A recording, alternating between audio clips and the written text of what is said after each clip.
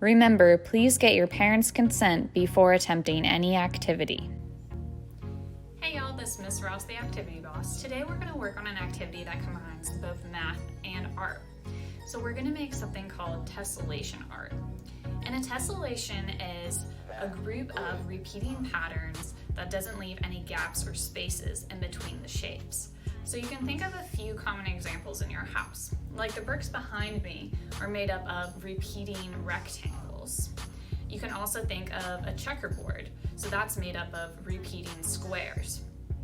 So those are some common household examples. Also, tessellations have been around for a long time in history. So over 2,200 years ago, the Greeks were creating tessellation art, and they were making patterns of mosaics that they put these beautiful tiles all over their homes and floors.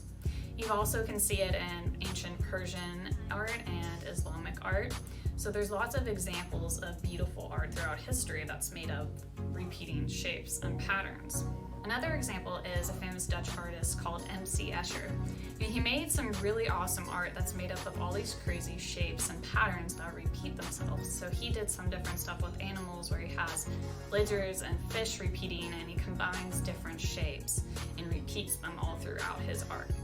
So today I'm going to teach you how to do that and create your own tessellation art. Now all you need is some paper and a pencil and some scissors to do it. Alright, so you're going to start with a square piece of paper, and we're going to use that to make our fish, which we're going to use to make our repeating pattern. So what you're going to do is you're going to draw a line from the top to the bottom, and it's going to look like a parentheses. And then you're going to cut that out, and that makes the fish's face. So then you're going to take what you cut off, and that actually makes the tail. So you put that on the end, and then you're going to tape it down. And then you're going to draw a little fin on the bottom. You're going to draw that and then cut that out. And then you're going to flip it and use it on the top to make the top fin. And then you're going to tape that down as well. So now that you have your fish created, you can use it to create your tessellation art. So you're going to put him down on your paper and then just draw an outline around the fish. And then you can move it into place and move it across your paper. And make sure that you carefully trace it and that it perfectly fits in together so that you create an interlocking pattern.